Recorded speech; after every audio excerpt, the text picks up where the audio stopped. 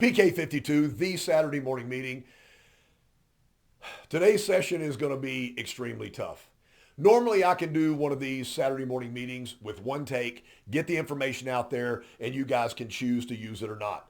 Today I've already done 10 takes just starting this, and it's video production. Very subjective. It's amazing when somebody shoots a video and they watch it back, what they see, and if somebody else watches it, what they see. So a lot of times they're not on the same page. So you've got to decide why you're doing the video and what you want your outcome to be. The majority of videos that I get sent to me for somebody to give me an opportunity to do an objective overview of the video, I try to be super kind, are really somebody just spouting out product knowledge, and they'll say stuff like,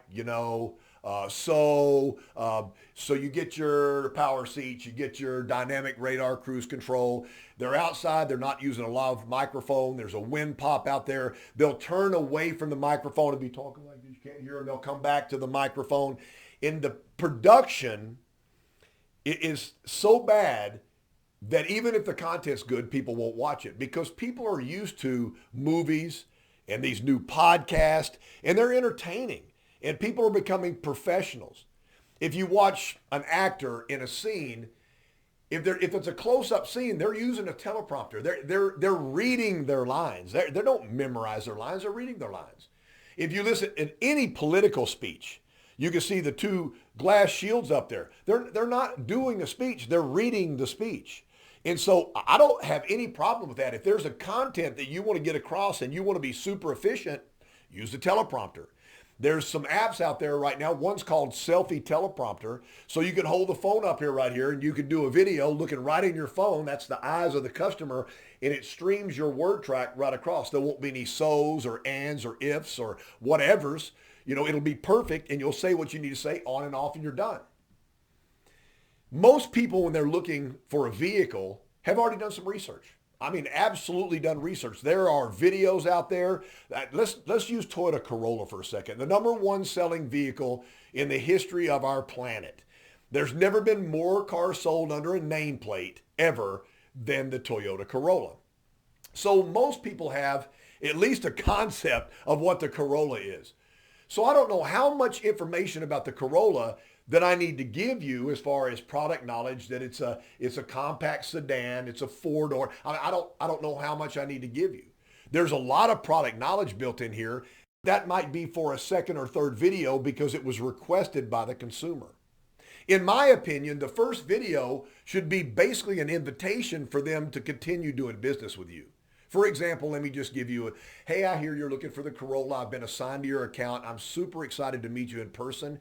Here's all my contact information. I can't wait to meet you and show you a different way to get a Toyota Corolla. I don't know why that's not a good video right there. I ended up with, I wonder what way that is. Let me give you another example.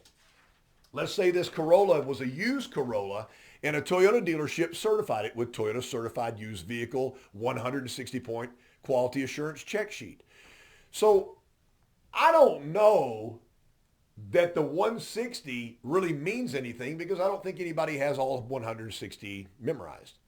However, I could actually take this piece of paper, and what I did is I took a green highlighter and I highlighted everything on here that had to do with the safety of the car or the safety of the driver and passengers.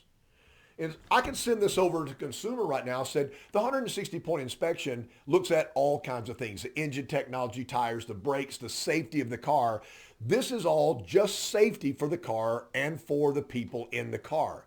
This makes this car one of the safest cars on the road. So if my goal was to get the ideology of safety across, maybe the consumer had told me they're looking for a car for somebody else in their family. I've never had anybody tell me safety wasn't important. No, had a bad life, Casey. I don't really need a car to be safe. Everything ends tomorrow. I'm all right with it. That doesn't mean there's nobody out there like that, but that's not ever been said to me.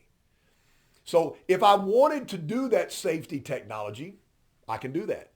But again, the first thing is introduce yourself, and invite them to continue to do business with you. I think that's the best overall attack. If you want to do product knowledge, let's narrow it down. Maybe top 5 reasons why somebody would buy a Corolla in your market. 1, 2, 3, 4, 5, done. Very quick, very smooth. Do it multiple times until you feel like it's really good, that you got your message across.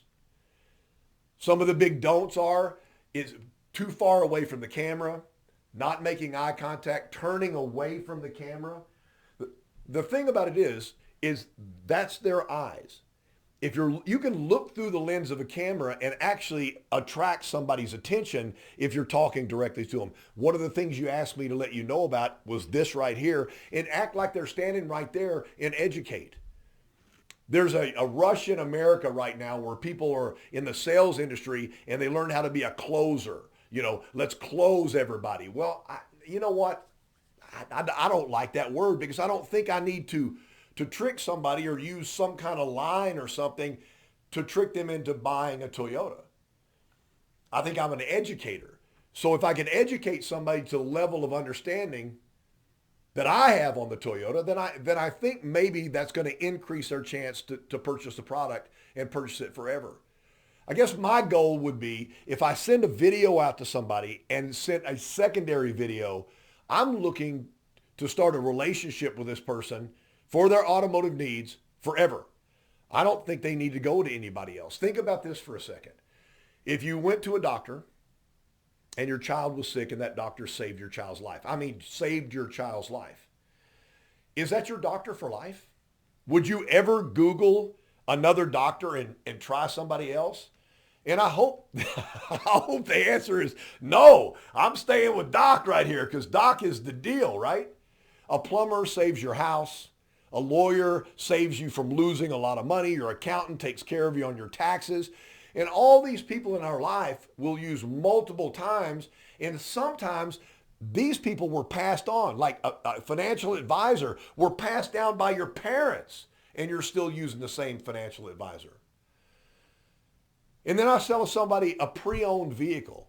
Corolla is going to be somewhere between $20,000 and $25,000. But there's pre-owned vehicles that are over $100,000. And I did all the work for you. I took care of you. I've asked you how long you're going to keep the vehicle, because I want to interact with you again. Why would you go back to the doctor over and over again and you wouldn't come back to me again as your salesperson? If you've ever been at a dealership and you've met somebody that's never been to your dealership before and they were currently driving a car, then that last salesperson failed to keep them as a repetitive customer. There's more to selling than just selling a product to somebody. If you believe in your product and you believe that you really can help this person better than anybody else, you need to convey that on a video.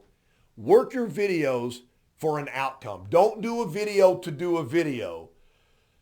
Write the outcome down, back into the video, shoot it as many times as you can, shorten it, make it to the point, because the bigger you make it, the bigger it is. PK52, the Saturday Morning Meeting.